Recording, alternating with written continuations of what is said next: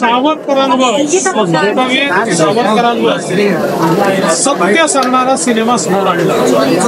कारण इतिहासाने आणि विशेषतः काँग्रेसी इतिहासकारांनी आणि नेतृत्व इतिहासकारांनी सर्वात जास्त अन्याय जर कुठल्या एका स्वातंत्र्य सेनानींवर केला असेल तर ते स्वातंत्र्यवीर सावरकर होते।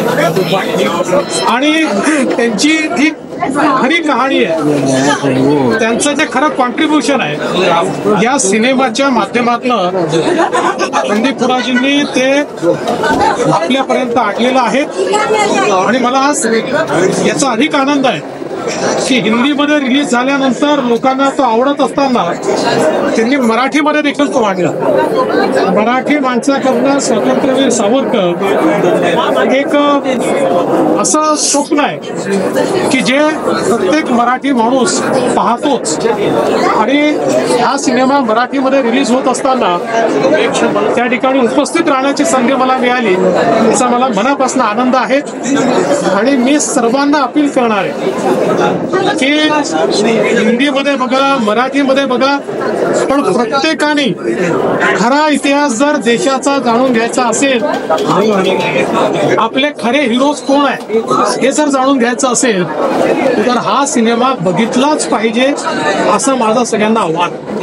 स्वातंत्र्यवीर सावरकरांचं जे चरित्र आहे हे 360 डिग्री एक अत्यंत विलक्षण युवान व्यक्ती, एक लीडर आणि बेडर अशा प्रकारचे स्वतंत्र संग्राम सेनानी, एक समाजसेवक, एक जाती प्रथेच्या विरुद्ध लढणारे सुधारक, मराठी भाषेला समृद्ध करणारे साहित्यिक, मराठी भाषेला नवीन शब्द देणारे साहित्यिक, अशा अनेक त्यांचे जे कंगोरे आहेत हे सगळे वेगवेगळ्या प्रकारच्या प्रेरणा देतात। त्यामुळे मला असं वाटतं की स्वातंत्र्यवीर सावरकरांनी सामान्य माणसाला प्रेरणा तर दिलीच, आणि त्यासोबत भारतीय संस्कृती, हिंदुत्व याबद्दल ज्या काही चुकीच्या संकल्पना होत्या त्याही स्पष्टपणे समाजासमोर आणण्याचं काम त्यांनी केलंय। म्हणून आम्हाला नेहमीच ते प्रेरणा देतात। मला दोघांचंही खूप मनापासून अभिनंदन करतो। एक तर आजच्या कमर्शियल युगामध्ये अशा प्रकारचा सिनेमा बनवण्याची संकल्पना ही देखील विलक्षण, आणि तीही स्वातंत्र्यवीर सावरकरांवर रणदीप फुरांनी पुढाकार घ्यावा हा देखील मला असं वाटतं एक विलक्षण अशा प्रकारचा जी घटना आहे। या दोघांनी त्या सगळ्या भूमिकांना इतका सुंदर न्याय दिला आहे की प्रत्यक्ष असं वाटतं की आपण त्या कालखंडात पोहोचलो। अतिशय इम्पॅक्टफुल ज्याला आपण म्हणू शकतो तशा प्रकारचं मला असं वाटतं की त्यांना ही शब्दांमध्ये त्यांची व्याख्या करणं, डिफाईन करणं अतिशय कठीण आहे।